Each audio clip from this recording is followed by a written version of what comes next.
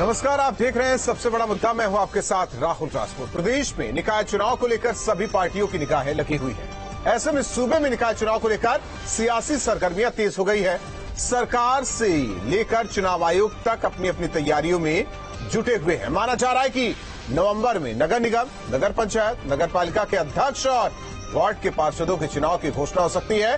BJP जहां अपने अपने दिग्गजों को निकाय चुनाव की तैयारी में लगा चुकी है, वहीं विरोधी अभी संगठन स्तर पर ही काम करते नजर आ रहे हैं। दावे सिर्फ कैमरे और मीडिया के सामने किए तो जा रहे हैं, लेकिन जमीनी स्तर पर विरोधी पार्टियों की तैयारी कुछ नजर नहीं आ रही है। ऐसे में सवाल उठता है, विरोधियों की बत्ती गुल, निकाय पर सियासत फुल। 24 की लड़ाई से पहले सत्ता का सेमीफाइनल, शहर का रण, बीजेपी के विजय का ये प्रण। 24 की तैयारी क्या नगर निकाय चुनाव में दिखेगी? बीजेपी की रणनीति ने विरोधियों को क्या पस्त कर दिया है? इन्हीं तमाम सवालों के साथ मेहमानों से चर्चा, लेकिन उससे पहले एक रिपोर्ट। प्रदेश में नगर निकाय चुनाव की तैयारियों में हर पार्टी लगी हुई है। निकाय चुनाव को देखते हुए बीजेपी ने 17 निगमों के चुनाव प्रभारी और सह प्रभारी नियुक्त किए हैं। इसके साथ ही पार्टी ने चुनाव संयोजक के नामों का भी ऐलान कर दिया। 5 साल पूरे होने पर निकाय चुनाव होने जा रहा है। संगठन ने पूरी तैयारी की है। सभी नगर निगम और नगर पालिकाओं के प्रभारी घोषित हुए हैं। नगर निकाय चुनाव के रण में जिन प्रमुख धुरंधरों को बीजेपी ने मैदान में उतारा है, उनमें बीजेपी ने डिप्टी सीएम ब्रजेश पाठक को आगरा, डिप्टी सीएम केशव प्रसाद मौर्य को वाराणसी, मंत्री केपी मलिक को मेरठ का जिम्मा दिया गया है और मंत्री असीम अरुण को सहारनपुर, जबकि मंत्री जसवंत सैनी को मुरादाबाद, मंत्री धर्मपाल सैनी को फिरोजाबाद, जयवीर सिंह को अलीगढ़, मंत्री स्वतंत्र देव सिंह को कानपुर, मंत्री बेबी रानी मौर्य को झांसी का जिम्मा दिया गया और साथ ही मंत्री सुरेश खन्ना को लखनऊ नगर निकाय चुनाव में जीत सुनिश्चित करने के लिए बतौर प्रभारी जिम्मेदारी दी गई है। चुनाव आयोग अपनी तैयारियां लगभग पूरी कर चुका है, लेकिन जानकारी के मुताबिक नवंबर में नगर निगम, नगर पालिका और नगर पंचायत के अध्यक्ष के चुनाव की घोषणा हो सकती है। लेकिन बीजेपी के विरोधियों के अपने अपने दावे हैं। भारतीय जनता पार्टी को 2024 में जड़ से उखाड़ने के लिए उसकी शुरुआत नगर निकाय के चुनाव से भारतीय जनता पार्टी को उसकी झलक देखने को मिल जाएगी। विरोधी जहां संगठन को गढ़ने के लिए अध्यक्ष पद की औपचारिकता पूरी करते नजर आए, वहीं बीजेपी ने अपने बड़े नेताओं को फील्ड में उतारकर ये साबित कर दिया है कि चुनावी रण के लिए बीजेपी का कोई मुकाबला नहीं। भारतीय जनता पार्टी को ये मालूम है कि 2024 से पहले होने वाले निकाय चुनाव ही सत्ता का सेमीफाइनल होगा। यही वजह है कि वो संगठन से लेकर सड़क तक और मतदाता तक कोई चूक नहीं करना चाहती। वीडियो दीपक राणा के साथ निखिल शर्मा, न्यूज स्टेट उत्तर प्रदेश। और मेहमान हमारे साथ जुड़ चुके हैं। सबसे पहले परिचय करवा दें, किरण पांडे जी प्रवक्ता समाजवादी पार्टी, उमाशंकर राजभर जी प्रवक्ता एसपी, इसके अलावा एसएन सिंह जी प्रवक्ता बीजेपी। आप सभी मेहमानों का स्वागत है। वैसे भी जिस तरीके से कहा जा रहा है ये शहरी इलाकों में चुनाव या कस्बे में चुनाव, लेकिन किरण पांडे जी, अभी आप राष्ट्रीय अध्यक्ष चुने गए, प्रदेश अध्यक्ष एक बार फिर बने। आप तो, आपकी पार्टी उधर बिजी थी और इस बीच बीजेपी ने तो अपनी फौज खड़ी कर दी निकाय चुनाव को लेकर, तो लड़ाई कैसे लड़ेंगे?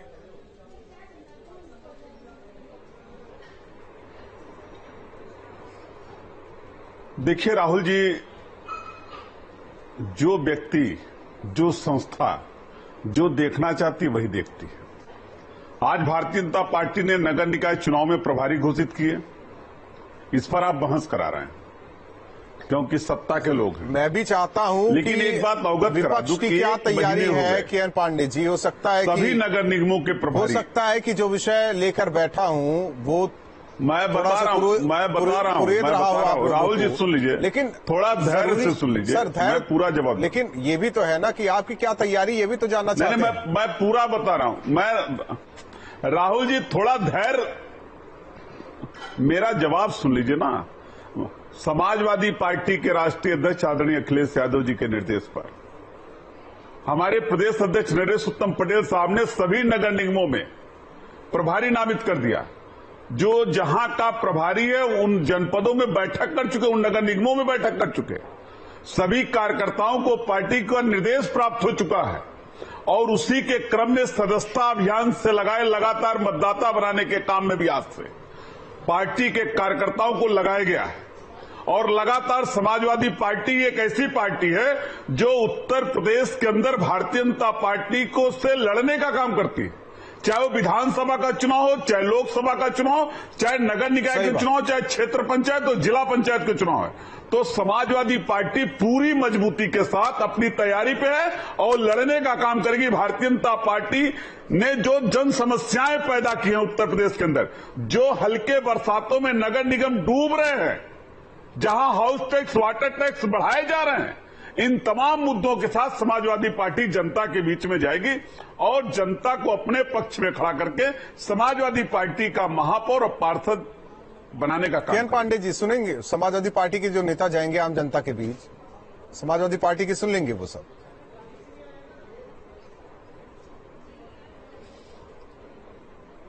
जी, समाजवादी पार्टी आप तो कह रहे हैं कि हम जनता के बीच जाएंगे और अपने पक्ष में माहौल बनाएंगे और सभी मेयर, नगर पालिका अध्यक्ष सब आपके ही होंगे, तो जनता सुन लेगी आपकी बातों को?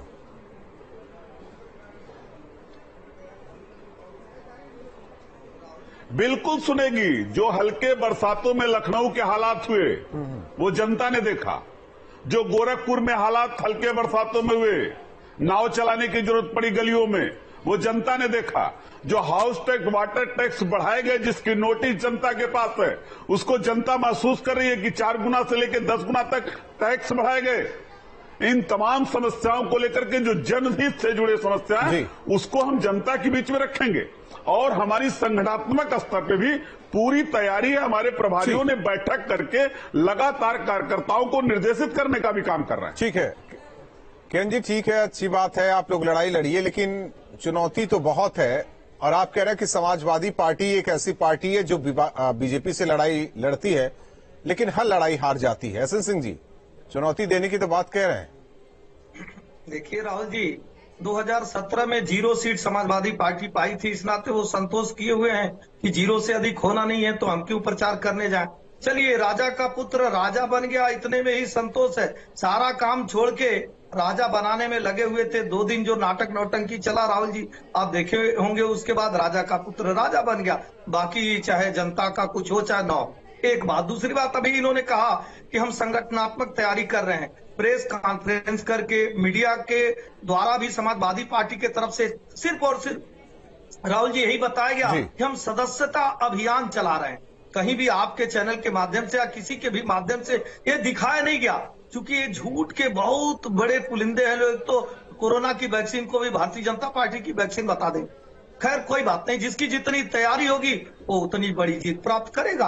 हम तो 24/7 तैयारी कर। आप सुन लीजिए बड़े भैया, आप सुन लीजिए, नहीं, झूठ बोलने वाले लोग भी हम आपका दूसरे को झूठ बोलने वाला का सर्टिफिकेट देंगे। सुन लीजिए, एक तरफ हम बुनियादी ढांचे में राहुल जी सुनिए, एक तरफ हम बुनियादी ढांचे में विकास कर रहे हैं, एक तरफ गोरखपुर में, अरे सुन लीजिए भैया सुन लीजिए, एक तरफ हम गोरखपुर में खाद कारखाना चला रहे हैं, हम वाराणसी में अमूल की फैक्ट्री लगा रहे हैं, मथुरा में पेप्सिको की कंपनी लगा दी है, डिफेंस कॉरिडोर बन रहा है, रैपिड रेल बन रहा है। और देखिए दूसरी तरफ, अरे सुनिए प्रभु, तो आपके बीच में बोला, अरे मैं परिवारवादी पार्टी को कहा, मैं परिवार के बारे में कुछ बोला, मैं परिवार के बारे में कुछ कहा, मैं राजा के बेटे के बारे में कुछ कहा, मैं राजा के बेटे के बारे में कुछ कहा। आप सुनिए तो राजा के बेटे, अरे भाई राजा के बेटे को चुप कराइए भाई, राजा के बेटे को चुप कराइए। 92 से राजा का बेटा ही राजा बन, चुप तो रहिए, आप चुप तो रहिए। राजा के बेटे सुनिए भाई, आप सुनिए, राहुल जी इनको चुप कराएंगे, राहुल जी राजा के बेटे को चुप कराएंगे, बेटा मंत्री होगा उस परिवार। वही बता रहा हूँ ना, 92 से एक ही अध्यक्ष नहीं। हम सुनिए तो हम क्या क्या कर रहे हैं वो देखिए, हम क्या करें, तकलीफ क्यों हो रही है भाई। अब देखिए राहुल जी, जनता को हम बताएंगे भी, हम जनता को ये बताएंगे भी कि ये अपराधी हैं सब, और जब इनकी सरकार आती है ये अपराधियों को छोड़ देते हैं, बलात्कारियों को मुख्यमंत्री आवास में। ठीक है सर, आप दोनों मेहमान शांत रहिए। उमाशंकर राजभर जी, एक मिनट। उमाशंकर राजभर जी, क्या एसपी निकाय चुनाव में उतरेगी या सपोर्ट करेगी? अगर उतरेगी तो तैयारी क्या है, अगर सपोर्ट करेगी तो किसके सपोर्ट में? राहुल जी, इस बात को देखिए कि 17 में भी हम लड़े थे, हमारे बहुत से पार्षद चाहे बलिया में हो, गाजीपुर में हो, बनारस में बहुत से पार्षद जीते थे। दूसरी बात, इस बार जो आप कह रहे हैं तैयारी की राहुल जी, तो आप देखिए 26 सितंबर से माननीय नेता प्रकाश राजभर जी जिले पूरे प्रदेश के 75 जिले में अपनी सावधान यात्रा निकाले हुए हैं। तो ये तैयारी की बात करते हुए सपा के मित्र कह रहे हैं अब अभी लोगों के बीच में जाएंगे, या लोगों के बीच में जाने वाले लोग नहीं है, एसी कमरे से ट्विटर की और मीडिया के माध्यम से चलाने वाली पार्टी है। आपने देखा होगा मार्च के बाद केवल 4 महीने बाद चुनाव हुआ, उपचुनाव जो है लोकसभा और रामपुर जैसी लोकसभा, बिहार आजमगढ़ जैसी लोकसभा हार जाते हैं। तो ये कह रहे हैं कि हम नगर निगम में जाएंगे। इनका 17 का रिकॉर्ड देखिए ना, या 16 में 0 थे। आप जिला पंचायतों का चुनाव इनका देख लीजिए, जिला अध्यक्षों का देख लीजिए, एमएलसी का देख लीजिए। हाँ, यह दिखाते हैं कि हम अपनों से लड़ रहे हैं, या अपनों से लड़ने वाले लोग हैं, या पिछड़ों से लड़ने वाले लोग हैं, चाहे केशव देव मौर्य रहे हो। लेकिन एक चीज है उमाशंकर राजभर जी, उमाशंकर राजभर जी, ओम प्रकाश राजभर, ये हालांकि उनसे सवाल किया गया, स्टेट ने सवाल किया कि राष्ट्रीय अध्यक्ष बन गए, कह रहे उनकी पार्टी हो, चाहे जो भी बने, मेरा क्या लेना देना, लेकिन वो नवरत्नों की बात क्यों करते हैं ये बार बार? अपनी बात करें ना। देखिए, नवरत्नों की बात इसलिए होती है कि आज अखिलेश यादव जो कुछ भी कर रहे हैं उन नवरत्नों के भरोसे ही कर रहे हैं। नवरत्नों देखिए, जो अपना खुद नहीं जिता सकता, या नरेश उत्तम जी को अगर 2 दिन मीटिंग करने के बाद प्रदेश अध्यक्ष बनाना था तो कार्यक्रम रखने की क्या जरूरत है? ऐसे ही आप तो उमाशंकर जी, जो अपना बूथ नहीं जिता पा रहा है, तो आपका कहने का क्या मतलब है वो निकाय चुनाव जिता ले जाएगा? सवाल देखिए, ये तो 17 का देखिए, ये 0 पे रहे हैं, इस बार कहां से? और 17 में सोचिए कि इनका 5 साल सत्ता के बाद 17 में नगर पंचायत में गए। और दूसरी बात राहुल, इस बात को आप ध्यान रखिए, भाजपा हमेशा 24/7 चुनाव के मूड में रहती है। दूसरी बात, हमेशा भाजपा के साथ जो एक प्लस पॉइंट जुड़ा हुआ है कि भाजपा हमेशा शहरी बेस्ड पार्टी है, शहर में इसका प्रभाव जाता है। तो इसमें जो है, चाहे सपा के हो चाहे बसपा के हो, किसी का इसमें प्रभाव कुछ नहीं होने वाला है। या जो चुनाव होगा, लोकतंत्र देखिए, लोकतंत्र तभी मजबूत है जब सरकार के साथ विपक्ष भी मजबूत हो, लेकिन ये स्थिति उत्तर प्रदेश में नहीं देखी जा रही है। बीच चर्चा में आशुतोष त्रिपाठी जी, प्रवक्ता पीएसपीएल, जुड़ रहे हैं। आशुतोष त्रिपाठी जी, आपकी पार्टी का क्या प्लान है? नमस्कार राहुल जी। नमस्कार राहुल जी, धन्यवाद। हमारी पार्टी ने पिछले कई वर्षों से काम कर रही है, और जिस तरह से ये कार्यकर्ताओं की पार्टी है, एक कैडर बेस्ड पार्टी है, तो मैं आपको ये सुनिश्चित कर देना चाहता हूं कि प्रगतिशील समाजवादी पार्टी ने अपने हर जिले में प्रभारी नियुक्त कर दिए हैं। निकाय चुनाव को लेके हम और हमारी पार्टी पूरी गंभीरता से जमीन पे उतर चुकी है, और जिले में प्रभारीवार लड़ाई समाजवादी पार्टी से रहेगी या बीजेपी से रहेगी? नहीं, हम अकेले लड़ेंगे, और लड़ाई किससे हमें सबसे खुशी की बात है कि ये हमारा पहला चुनाव होगा। लड़ाई देखिए हमारी जनता के हक के लिए है, और जनता की लड़ाई हम लड़ेंगे, और आपको ये विश्वास दिलाते हैं कि जनता का समर्थन जिस तरीके से हमारे साथ आ रहा है, क्योंकि जिस तरीके से प्रभारी नियुक्त हैं, जिलों में जा रहे हैं, मैं भी कई जिलों में गया, जिस तरीके से आवेदन हमारी पार्टी से लड़ने के लिए लोगों के आ रहे हैं, तो हमारे लिए बहुत ही हर्ष का विषय है ये। राहुल जी, ठीक है। एक सवाल केएन जी आपसे, वादे बड़े बड़े, चीजें बहुत सारी चीजें, आपने बहुत कमियां गिनाई, लेकिन जनता का विश्वास कैसे जुटा पाएंगे? क्योंकि ये सेमीफाइनल इसलिए कहा जा रहा है कि फिर आगे 24 की लड़ाई है, 80 लोकसभा सीटों की लड़ाई है। बीजेपी अगर 17 वाली, एसएन जी आपसे नहीं, केएन जी से, समाजवादी पार्टी को थोड़ा वक्त दे दीजिए सर। जी बीच में बोल, आप जीत भी दर्ज करते हैं और सवाल पूछा।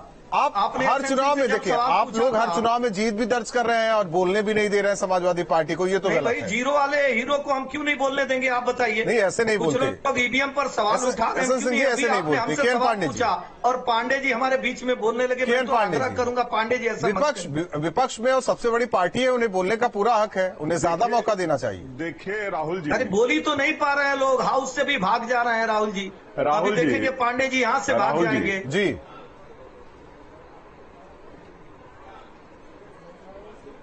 राहुल जी, ये भारतीय जनता पार्टी 14 साल सत्ता से बाहर रही, 14 साल उत्तर प्रदेश की सत्ता से बाहर। अरे अपनी बता दीजिए ना, और अब चुनाव आप अपनी बता दीजिए कि आप क्या तैयारी कर रहे हैं, अपनी बताइए भाई। और अखिलेश यादव से ये सरकार इतनी डरी है और समाजवादी पार्टी से इतनी डरी है कि हमारे नेता और हमारे विधायक पार्टी कार्यालय से सदन जाना चाहते थे पदयात्रा करते हुए और जनता की समस्या उठाना चाहते थे। सरकार इतनी डरी करता है, गरीब करता है, सारे लोग करते हैं, पैदल यात्रा करिए, लेकिन आप नियम को तोड़ेंगे। जहां धारा 144 लगा हुआ है, जहां धारा 144 लगा हुआ है, आप कानून को तोड़ने जाएंगे तो समाजवादी पार्टी की सरकार तो है नहीं, ये समाजवादी पार्टी की सरकार नहीं है, चोरों की सरकार नहीं है, जनता की सरकार है। जनता के विकास के लिए चुना है, अराजकता के लिए नहीं चुना है।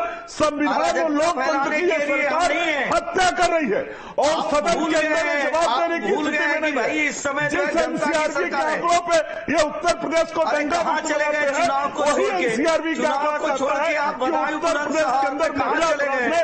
रामवृक्ष यादव का हाथ में होता था, कहाँ चले गए? ठीक है उमाशंकर जी देखिए, आप लोग विधानसभा चुनाव में समाजवादी पार्टी के साथ थे तो सीटें जिस संख्या में आई, और समाजवादी पार्टी का भी कहना है कि वोट प्रतिशत भी बढ़ा है, सीटें भी बढ़ी हैं, विपक्ष मजबूत हो, लेकिन ऐसी स्थिति देखी नहीं गई। आप लोग अलग हो गए या अलग कर दिए गए, या आप लोग बेहतर तरीके से जानते हैं। सवाल इस बात को लेकर है कि अगर सरकार से लड़ाई है, सत्ता पक्ष से लड़ाई है, तो फिर मजबूत कौन है? आप लोग अपनों को कहते हैं, समाजवादी पार्टी अपने को कहती है। इस बात को आप ध्यान रखिए, जो सबको इकट्ठा रखने की बात अगर होती थी तो सपा में थी। अगर 22 में थे, अगर 22 में आप देखते होंगे, 22 और 17 से तुलना करिए ना, सपा की अगर ताकत बढ़ी जो 36% वोटिंग की बात करते हैं, अगर उसमें भूमिका रही है तो माननीय ओम प्रकाश राजभर की रही है, कृष्णा पटेल जी की रही है, जयंत चौधरी जी की रही है, केशव मौर्य जी की रही है। लेकिन आज की डेट में लोग हैं क्या, ये बताइए ना। कृष्णा पटेल अपने लड़ने के लिए कह रही है, जयंत चौधरी जी स्वतः चुनाव लड़ने के लिए कह रहे हैं, शिवपाल जी यादव स्वतः लड़ने के लिए कह रहे हैं। ठीक है उमाशंकर जी, एक मिनट। आशुतोष त्रिपाठी जी, सवाल इस बात को लेकर है क्योंकि बीजेपी को कहते हैं कि वो शहरों की पार्टी है, हालांकि औरा चिंज किया, गांव-गांव तक में किस तरीके से स्थिति बदली है, तो ऐसे में कैसे लड़ाई लड़ी जाएगी? विपक्ष एकजुट नहीं है, सब अलग अलग लड़ेंगे, तो बीजेपी से लड़ाई कौन जीतेगा, कौन हारेगा? राहुल जी हमारी लड़ाई जनता के हक के लिए है, और मैं विश्वास दिलाता हूं आपको कि जब रिजल्ट आएगा तो बहुत ही मधुर परिणाम होंगे। आप ये देखेंगे कि प्रगतिशील समाजवादी पार्टी को जो समर्थन जनता का मिल रहा है, क्योंकि मैं खुद भी अभी कई जिलों में गया, मैं वहां पे दौरा किया, क्योंकि मैं यूथ का अध्यक्ष भी हूं। चले जाए, भतीजा चाचा के पास चला है तो राहुल जी, अब वो सवाल ही नहीं पैदा होता है। आपको तो पूर्व में भी याद होगा, और आदरणीय शिवपाल जी ने बहुत बहुत धन्यवाद आप चारों मेहमानों का हमारे साथ जुड़ने के लिए। हालांकि निकाय चुनाव जिससे सेमीफाइनल, सभी पार्टियों की नजर टिकी हुई है इस चुनाव पर, लेकिन बीजेपी को कहते हैं कि वो एक कदम आगे ही रहती है। उसने अपनी फौज उतार दी निकाय चुनाव को जीतने को लेकर, लेकिन अभी विपक्षी पार्टियों की तैयारी क्या है, चर्चा में सब कुछ साफ हो पाया है। बातें बड़ी हो रही है, लेकिन बीजेपी से लड़ने के लिए अभी किसी के पास कोई रणनीति नहीं है। तो सेमीफाइनल में जीत का ताज किसके सिर पर चढ़ता है, ये तो चुनाव बाद पता चलेगा, लेकिन इससे कहीं ना कहीं एक लिटमस टेस्ट हो जाएगा 2024 लोकसभा चुनाव को लेकर। सबसे बड़ा मुद्दा में बस इतना।